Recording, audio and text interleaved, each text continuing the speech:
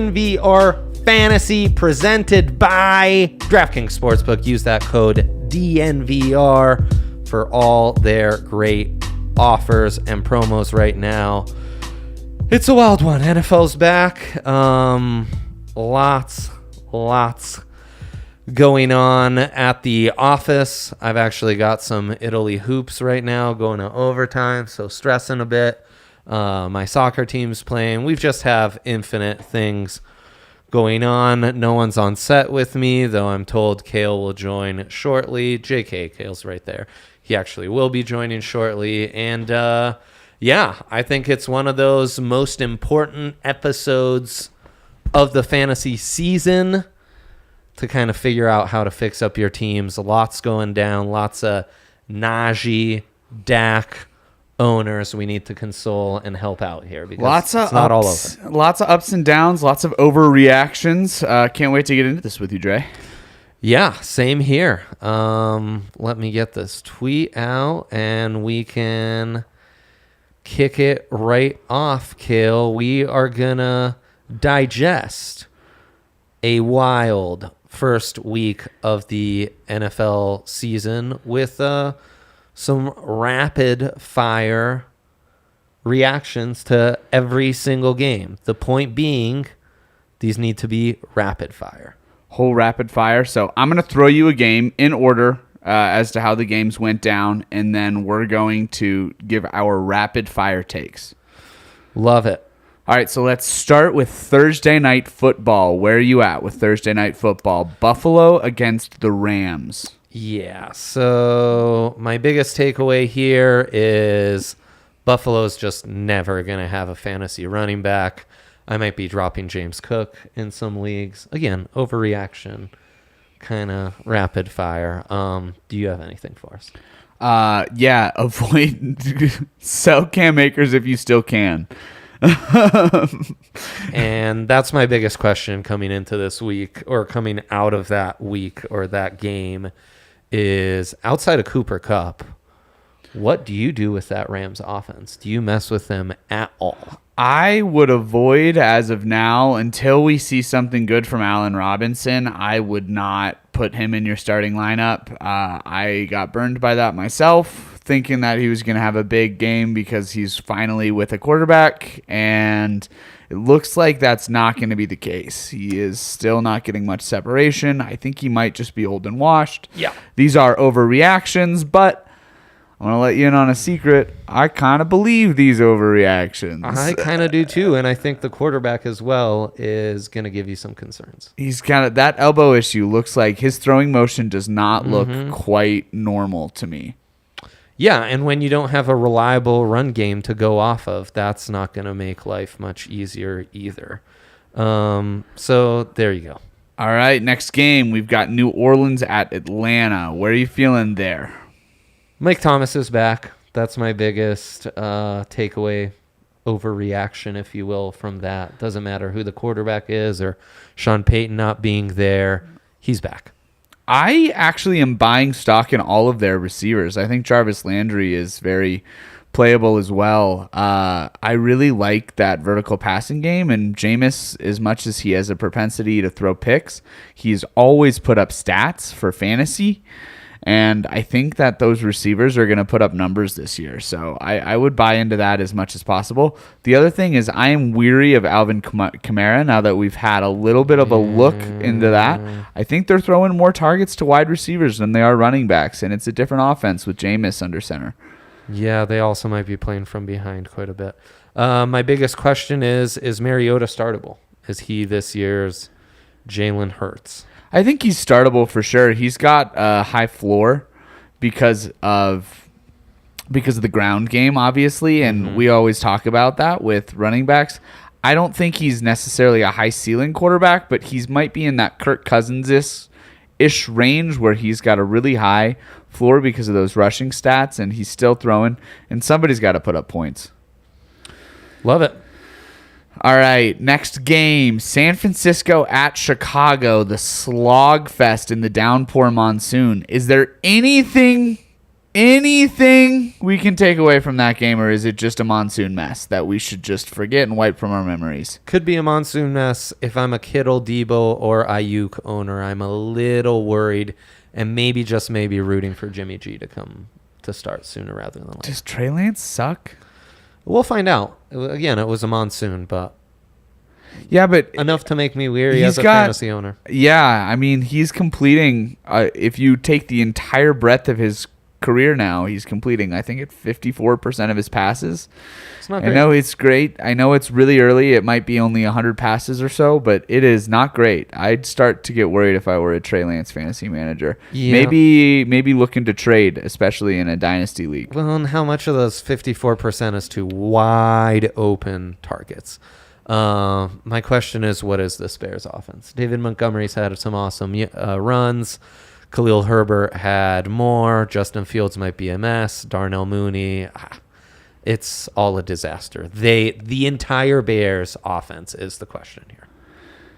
I think just where we were at with preseason, which is stay away, is where you need to be with this Bears offense. Like, it's a stay away because we don't know what's going on there. I don't know who's getting targets where. Nobody can get separation. Nobody is really starting out, even showing out. Even Darnell Mooney has massive question marks. I would just stay away.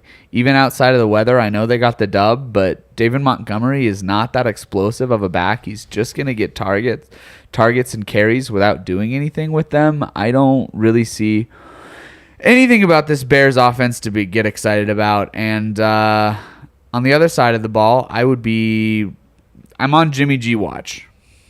Yeah, for sure. All right, we've got Pittsburgh at Cincinnati. Where are you going with this? Najee, big ouchie. Not great. The foot injury is concerning. He did come out and say that he will be playing this week. So does that make you feel any better? We'll see. I'm concerned. That guy has a lot riding on his shoulders and did not need that injury. No, he did not.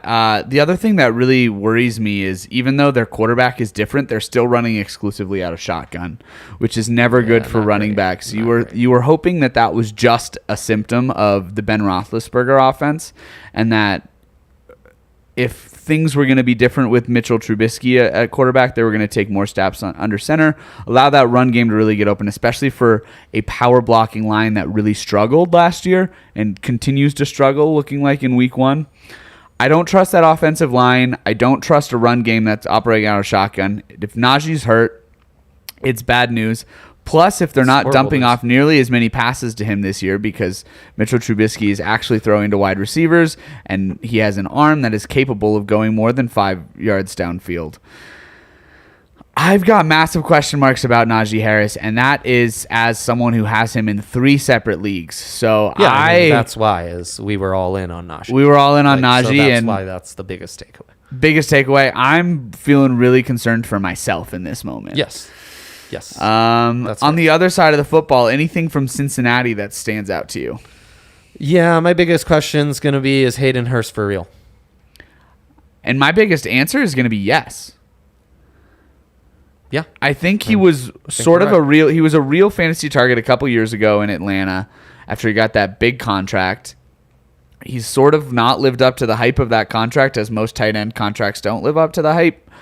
But he's going to be catching a lot of passes this year, and in a tight end position that is nothing but massive question marks in the fantasy landscape right now outside of Travis Kelce, I buy in. Yeah, I'm with you on that. New England at Miami. Reversing roles. Ooh, Miami worst fantasy offense in the league this year? Yeah. There's a cap. Like, as much as Jalen Waddle and Tyreek Hill and Chase Edmonds, are going to do some stuff, there's a cap on these. That's my biggest Both take. of these offenses. And New England is just an absolute mess. New England's a complete stay away. What's your biggest question with this game? Is Chase Edmonds a dude? I think so, and I like him in that outside zone blocking scheme. I like their O-line for that. I think he's playing really well, and I think he's going to catch a lot of dump-off passes on those RPOs. So I don't know, if he gets 5 catches a game, it's pretty huge. It's going to be interesting. It's going to be interesting. All right, Baltimore at New York Jets. I'm starting to wonder if MVP Lamar is ever coming back. I'm not there yet. I want to see what he looks like. He's serviceable. He's serviceable, but this is a contract year. Rashad Bateman put up some numbers. You like that? You like that? I think 12.9 is what he put up in half PPR. Yeah. 2 receptions, so a little low there, but 59 yards and a TD. Yeah, so you like that. But is MVP Lamar ever coming back? I don't think league winner Lamar is ever coming back. Yeah. If you had him that year, you won your league. I don't think that's going to be the case. I think he was probably overdrafted again this year. Yeah. He's not getting it done on the ground in the same way he is. He's still a serviceable passer. So he is still a good quarterback. Yeah, very good real life quarterback. But he's fantasy-wise, I have him in a lot of dynasties, and I'm worried. Would be worried. Anything you're worried? Is there anything else that you have question marks about from either side of the ball? It's always who's RB1 in Baltimore. Kenyon Drake getting 11 carries, so I'm not quite sure what to make of that. Justice Hill makes a return. I really am just waiting for J.K. Dobbins to come back. Yeah, I think he's truly an RB1. We'll see. They're one of those backfields, though. How are you feeling about the Jets? I know it was Joe Flacco at quarterback, but Breece Hall stonks down. Yeah, big down. That whole offense is just a fire sale. I mean, now Michael Carter was half decent. Michael Carter was half decent. You watch, but you don't want to buy anything from that offense. Okay, even Elijah Moore, who was a late season stud last year. I don't think it's happening. Okay. All right, next game, Jacksonville at Washington Commanders. What's your biggest takeaway? James Robinson forever and ever and ever. He's better than Travis Etienne. Yes. He's better than a lot of running backs in this league. And I don't know, we do this every year. I don't know what is the point of us doing this, but James Robinson is the back in Jacksonville.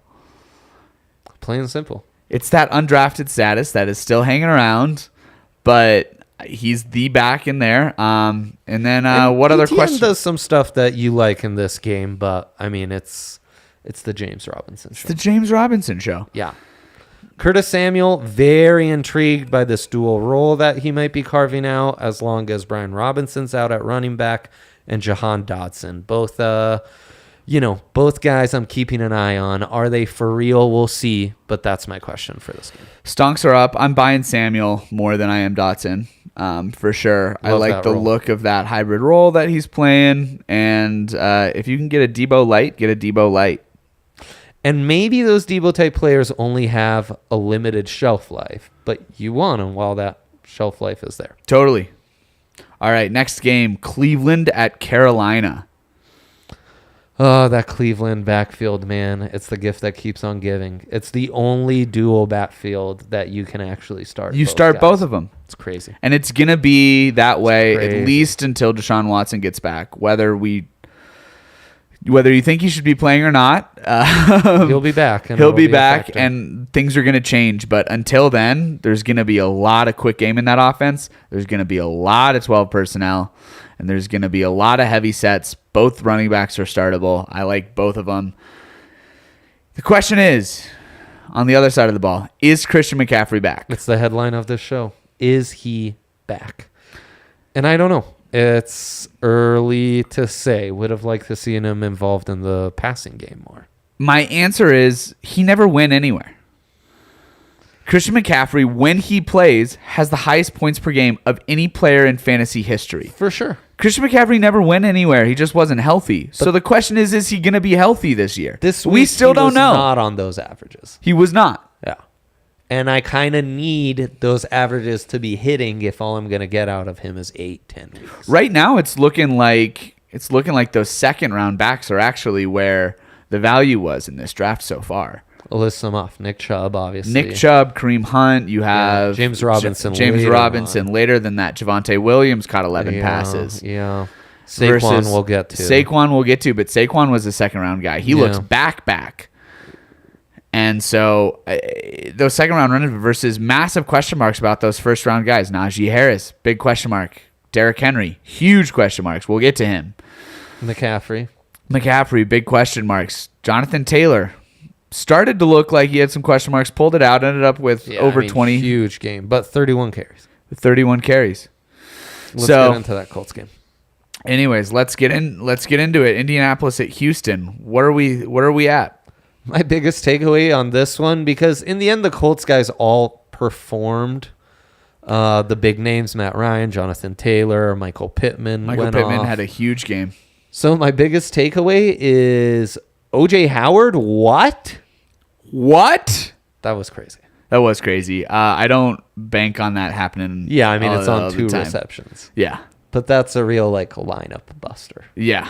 That's a tough week 1, but I think it's an aberration. Fair enough. I like it. And then my biggest question mark would be, is this Houston backfield going to get sorted out? Again, selfish question because I'm big invested in Dameon Pierce, but Rex Burkhead is ticking me off. Don't like to see him leading the team in carries. I think it's going to be Dameon Pierce. I don't really know what was going on there, but they cut Marlon Mack, so you would think that it would get sorted out. Rex Burkhead's not good at football.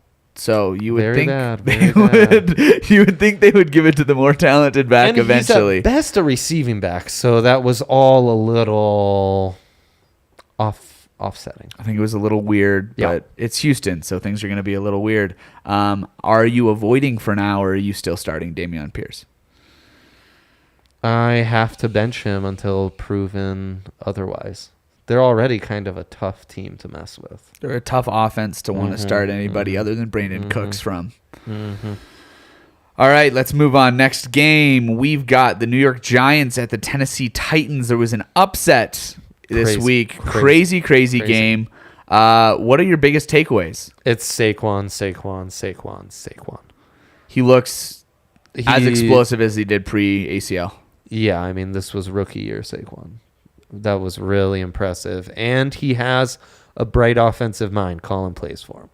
So don't underestimate that as kind of a reason to buy into the Saquon return. Obviously, plenty of questions regarding Derrick Henry. Still gets 21 carries, 82 yards. I mean, it's not terrible. But the other question for me from this game might be Kyle Phillips. Who is that?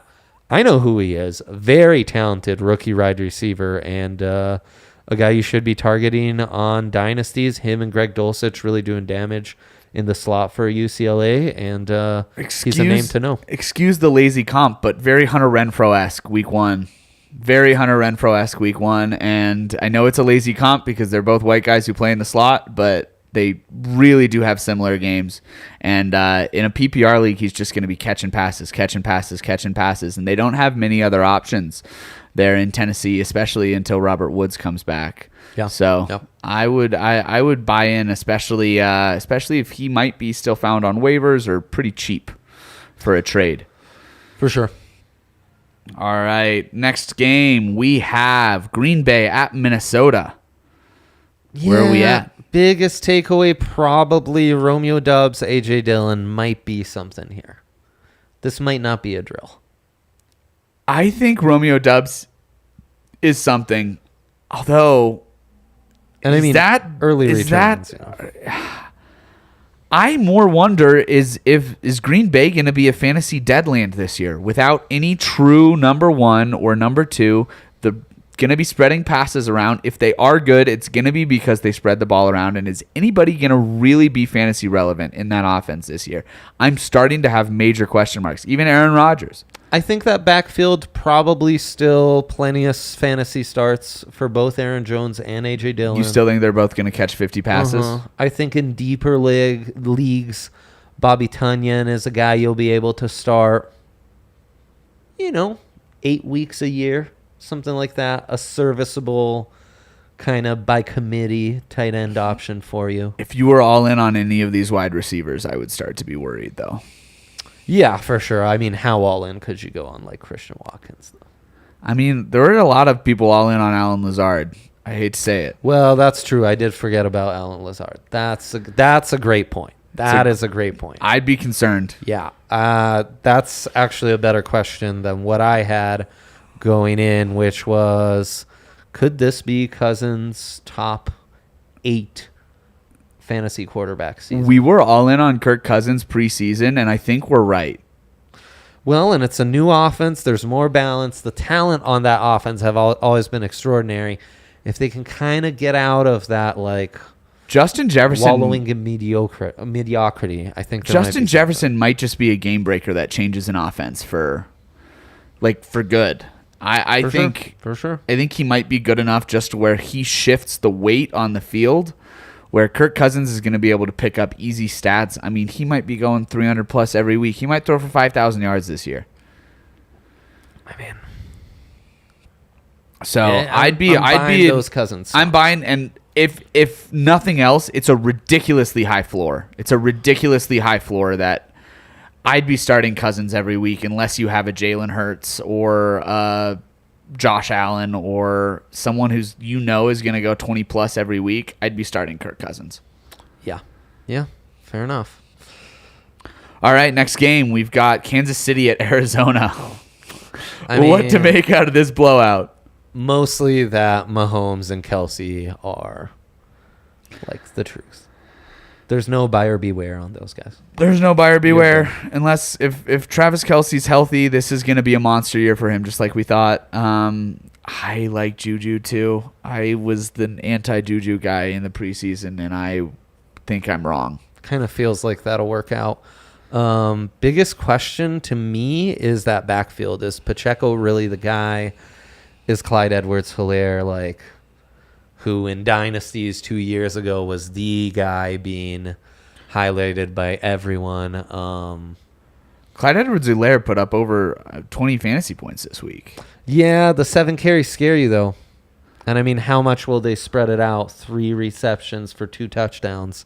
It works out. So, I mean, you might be able to sell high. I'm a little worried about the Isaiah Pacheco. I think it'll be a little bit running back by committee like any good team. Mm-hmm. I still think Clyde is startable, though. I think he's going to be catching passes. There you go. That's no, my I answer. mean, that reassures me in some of the dynasties where I have. Yeah, I think is he ever going to be that guy that was that bona fide number 1 overall dynasty pick? No. Yeah. But is he a startable guy that's going to catch 5 or 6 passes on a good week? Yeah. On a good week. On a good week. Predicting those good weeks, not always the easiest Not always the easiest task, but this worked out as a good week, though. It worked out as a good week. All right, Las Vegas Raiders at LA Chargers. Davante Adams, definitely that dude. He's still that dude. Big time, probably more than ever. And it seems like that college connection between him and Derek Carr is huge. Very real, and he's going to be Carr's bailout guy all year. Yes, sir. That brings us to your other question. Yeah, Renfro, Waller, a little buyer beware. Owners scrambling a bit. You worry how much this offense is going towards Davante Adams and what it'll mean for those two guys. I'm a Darren Waller owner. I don't think that he is going to ever be the guy he was 2 seasons ago. That is unfortunate because we really thought he was maybe in that elite tier with the Kelseys and the Kittles and the Mark That's where Andrews. you had to draft him, yeah. That's where you had to draft him, and I just don't think he's that guy this year.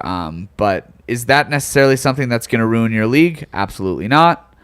But depends how high you drafted him. Or depends on how deep the league is. He was your second rounder in a 14-teamer.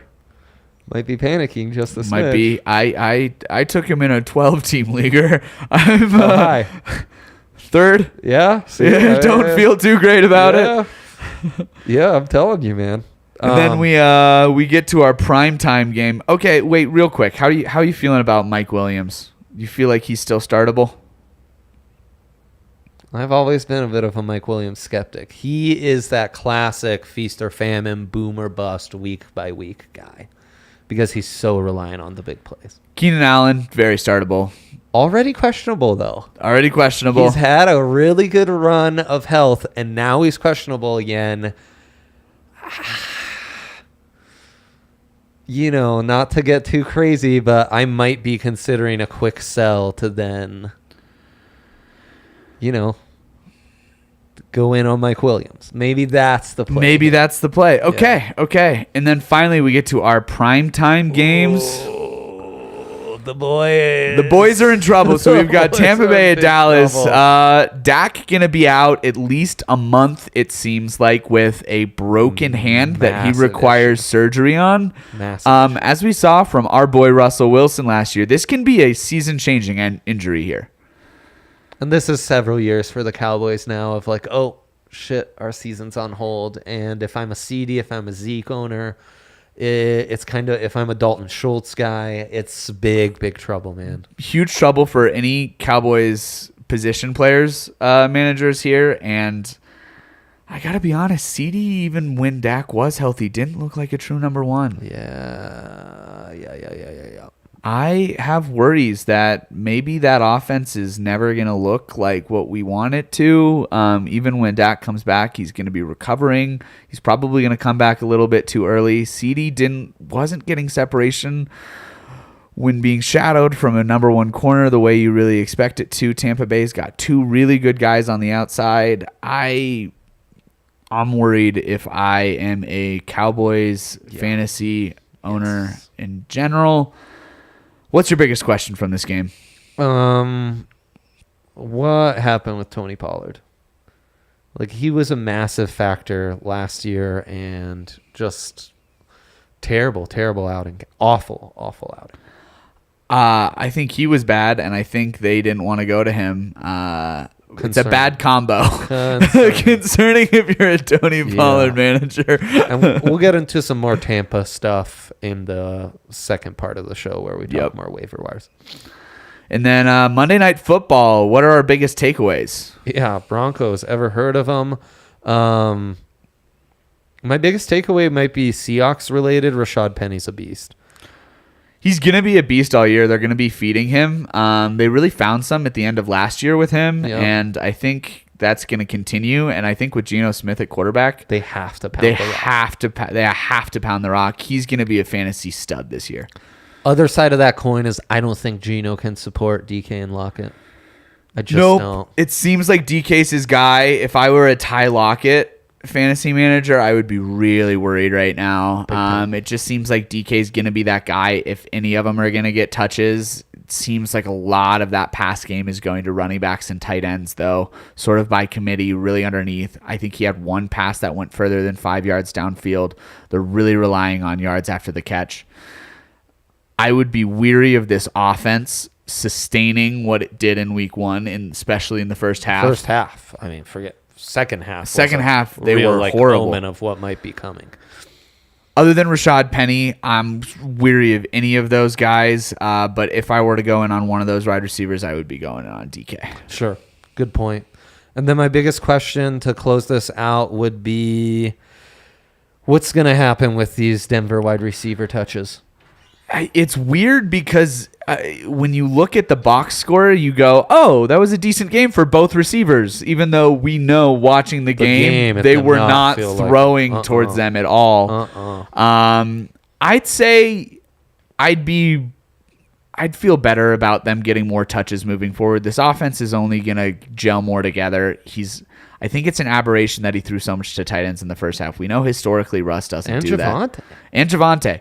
I'm all in on Javonte as a pass catching back. Yeah, I can't believe we were ever skeptical. I'm all in on him as a pass catching back. PPR, half PPR. What's up, Maddie? Maddie, yeah, sorry. I'm shook by Italy's loss. I'm all in on Denver's position, guys. On Judy, I'm all in on Javonte, and I'm all in on Cortland too. I think this is going to be an offense that can support all three. They put up 400 yards of offense. Yeah. Judy, how funny it's going to be when he ends up being the best wide receiver of that class. I mean, no. It's hard to Justin Jefferson. Oh, I forgot about Justin Jefferson in that group. Of the big three that were in that mix for that top pick. But what's so funny is it used to be you used to talk about wide receivers popping in year 3. We used to always talk about wide receivers popping in year 3, and it was a more developmental position. And then here we are, year 3 of Judy. Nobody's talking about him popping because we've gotten so lucky with the Jamar Chases, the Justin Jeffersons, the CeeDee Lambs, the guys who have been popping a little bit earlier than that. Maybe we're just back to a classic third-year wide receiver pop. Judy's going to be the best receiver. He looked like the best receiver on the field on Monday, by far. Still got those drops. But yeah, he's popping. DraftKings Sportsbook, the number one sportsbook in all the land, is popping right now. The NFL season just got started, and DraftKings is getting ready for more action on week 2. More touchdowns, more big plays, and even bigger wins. They're an official sports betting partner of the NFL. This week, new customers can bet just $5 on any football game and get $200 in free bets instantly. We want more action. Everyone can experience the thrill of DraftKings early win promotion. It's simple. This Sunday, bet on any NFL team to win. If your team leads by 10 at any point during the game, you get paid instantly, even if your team loses. Eagles and Titans backers really were bailed out by this in week 1. It's an awesome promotion. Download that DraftKings Sportsbook app now and use the promo code DNVR to get $200 in free bets instantly when you place a $5 bet on any football game. The code DNVR only at DraftKings Sportsbook, an official sports betting partner of the NFL. Minimum age and eligibility restrictions apply. See show notes for details. Shall we get into waiver wires? We have to. It's really all that week 1 is about. Week 1 waiver wire claims can win you your league. I spent an hour on waiver wire claims in like my 8 leagues last night. Wow. I'll let you take it away then. I really want to hear your takes because I took a lot of time to build my waiver wire big board. And my number one waiver wire claim, maybe I'm a sucker, is Jeff Wilson, running back for the San Francisco 49ers. I mean, it makes sense, right? Yes. He's going to be getting touches in a San Francisco offense because Elijah Mitchell got hurt. Also, that offense might just be Air Force's triple option with Trey Lance at quarterback. Exactly. And there's no one really threatening behind him. They picked up Marlon Mack, which, again, in deeper leagues, dynasties, where you literally can't pick up a running back. That's one, we might stash away on the down low. But I would put him number 1 as well, just because I mean, Shanahan's running game has historically supported 2 fantasy relevant running backs. It always has. It's just you don't want to draft one because you never know who he's going to pick. But if he's cornered into a decision like it appears he is with Jeff Wilson, I'm riding that. You might as well. We were raised on the Shanahan offense. It spat out 1,000-yard rushers like they were nothing. Right. Yeah, give me Mike Anderson and Landis Gary. If Jeff Wilson can be anything close to that, I'm all in. All in. I love your number 2 because he is still available in a lot of leagues. Julio Jones. Over 50% of ESPN leagues. He's still available. Why? Just go pick him up. Just do it. Just do it. Just do it. We are not sponsored by Nike, but you do need to go pick up Julio Jones. Go pick up Julio Jones. Surprise, surprise. Brady loves himself a veteran wide receiver. We kind of saw this with Peyton, right, at the Broncos. You're a veteran wideout. You get it. You're going to know how to get open for your veteran quarterback. Chris Godwin gets hurt. If Julio's available in your league, pick him up. Pick him up. It's that going to be simple. fun this year. We already talked about Curtis Samuel. Love that hybrid role. You want to have him when they're being used that way. And then we already talked about Hayden Hurst, too. I mean, these guys should be no-brainers. Yes. No-brainers. You should be putting in waiver claims on these guys if they're available. They're not available in my leagues because I run in deeper, smarter leagues usually. But yeah, Hayden Hurst, as soon as we went to waivers in one of my dynasties, and he was available from the end of last season, I put $100 bid on him, $1,000 budget for the whole season. He still didn't go my way. Wow. Yeah. Wow. Before the season. So that's how I'd prioritize him. Jeff Wilson, in like $100 budget for your waiver bids, how much of that budget are you allotting to that? $75. Wow. Okay, I'm afraid I'll lose him. I went 45. I try to, spread myself out a little bit, but for a Jeff Wilson though, I know it's always hard. It's hard knowing the guys you need to go all in on. Yep. I'll know it in 3 weeks. I'll be like, oh shit, Julio's a top 10 wide receiver, or Jeff Wilson's a top 10 running back. Hayden Hurst is a top 10 tight end. Yep. You'll be kicking yourself for not prioritizing one of those guys.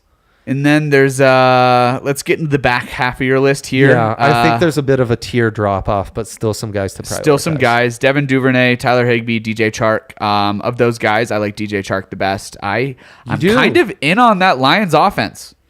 It's gonna put up yards, and it's a lot of empty calories. They'll be playing from behind a ton. I mean, they're gonna be playing but from behind a ton. And Amon-Ra St. Brown, there is a absolute, I don't know, cognitive dissonance happening where people aren't buying him as a top 10 wide receiver when he has been for like 10 straight weeks now. Eventually, on day 3, man. Eventually, defenses are going to adjust to that, and someone's going to have to get the ball. And so I like DJ Chark down the back half of the season. I'm actually probably going to start him over Cortland Sutton and Juju Smith-Schuster in one league. There you go. Yeah. Daryl Henderson looks like he's going to get the lion's share of the carries. Yeah, you said sell Cam Akers. Buy Daryl Henderson real cheap if you still can. Yep. Khalil Herbert, I guess. I'm avoiding that Chicago. And Zay Jones, I guess. Again, I'm avoiding that bad offense just in general. Although in buying Christian Kirk stock from the slot, which looks like they're going to operate him, looks like he's just going to catch a ton of passes. They might just be the 1-2 punch, though, Zay Jones and Kirk. Yep. So, I mean, again, that's an empty calorie offense. Lots of garbage time yards to be thrown up as they're behind by 3 touchdowns in the 4th. Yep. We've got a couple of questions coming in here. Yeah, hit me up. So we've got, what should I do with CeeDee Lamb? I would trade him in Dynasty if you can. If not, it's such a low moment to sell there in are a regular league. There are some nice trade calculators you can use to kind of try and propose trades and not sink all your value, but also feel like you are... Here's what I do with CD. I'd package CD in a 2-for-1 that can get you an elite player. Yeah, try to still get that name. If you find a guy who's running back needy, package him with the back half of the first round guy who's low right now, like an Alvin Kamara, and try and go out and get an elite player. I would do that. It's not a bad suggestion. I would do that. I don't know. It's going to be hard to trade him right now. And then Justin H coming in with, should I trade Hawkinson and Darnell Mooney for Hunter Henry and Mike Williams? My backup tight end is Knox. Oh, I would. Hawkinson and Darnell Hawkinson Mooney? and Mooney for Hunter Henry and Mike Williams? Yeah, I would do that. Yeah. With your backup tight end is Knox? Yeah. Yeah, I would do that. That's enough of an upgrade at wide receiver with you've got a backup like that I would do that. That's a solid trade for sure. That's a solid trade. Also, look into keeptradecut.com. It's a nice trade calculator. Kind of helps everyone get on the same page. And you be like, look, you might hate this trade, but I'm not trying to screw you. Gets everyone, it's like having stocks. Yeah. And then shall we get into some streaming defenses real quick? Yeah, let's do it. This is your time to shine. Best streaming defense of the week, Bengals at Cowboys, baby. Wow. Cowboys starting Cooper Rush. Bengals defense is still available in a lot of leagues. Love this. Go for it. The other defense I really like this week is the Raiders. I hate the Raiders. I hate the Raiders in general, but the Cardinals offense looks like they have no idea what they're doing right now. Interesting. And the Raiders D was decent. It was decent.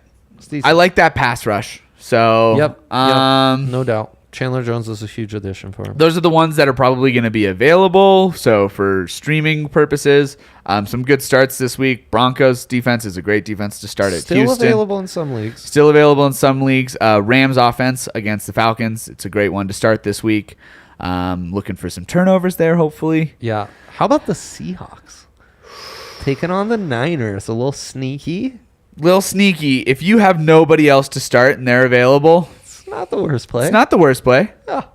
Not the worst play. And then I can't believe I'm doing this again because they're going to burn me. But the Commanders at the Lions, I just like that defensive line. And I know. buyer beware because the Lions put up 35 last week in garbage time. But would you, if you've got nobody else to start, Commanders are going to be available. Okay. Yeah. Yeah. Are there any last second questions? Is Anthony, did we get his? Anthony just got offered Devontae Adams for Dalvin Cook and Kareem Hunt. Whoa. In a heartbeat. Yeah. I love Davante Adams. I'd have to know what your wide receivers are, but I think, and your running backs, but I think being able to get Dalvin and Kareem Hunt, it's not a terrible play. I think you should be able to kind of mix and match and make it happen at wide receiver, and that dominance that potentially gives you at running back would be extremely intriguing. Mike Evans and Mike Williams. Yeah. I feel like you're deep enough to make that trade. Dalvin Cook. We've already got Saquon and Dobbins. Yeah, you're setting up good if you make that trade, I think. Because I think Dalvin Cook and Saquon and Kareem Hunt in a flex, it's about as dominant at running back as you're going to get. I mean, it really comes down to well, we don't know who your RB2 is necessarily, but yeah, I think Kareem Hunt is a bigger upgrade in the slot than Mike Williams, especially with the potential upgrade you have at RB2. Do we have one last question before we got to go? Yeah. Coming in from Silas. Sorry if I pronounced that wrong. Okay, I have CD as my starting wide receiver alongside Mike Evans, A.J. Brown, and flex. I have A.J. Dillon on the bench. Should I replace CD with Dillon? Well, you would have to move A.J. Brown into your wide receiver and then put Dillon in your flex, I'm assuming. Yeah, I think that's what they're getting at. But yeah, I would do that. I would. The early returns against the Bears defense might not be great, but I think long term that probably is what you're trending towards. Yeah. And CD's going to be, like I said, I just wouldn't start CD. So A.J. Dillon is going to catch enough passes. I think Packers have a bounce back week. Bears defense don't feel great about it.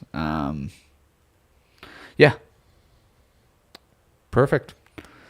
Well, I think that's going to be it for a loaded week one. This was really fun. I actually think we'll maybe continue this format for a few more episodes. Love that format. In the September, September still so hard to decipher what's real, what's not real in the NFL season. He is international superstar and star producer, Kale. He can do two jobs at once while no one else can do half as good a job at either job he just performed. We are out. Keep hitting us with those questions. Have a great week 2 of the NFL season. We out.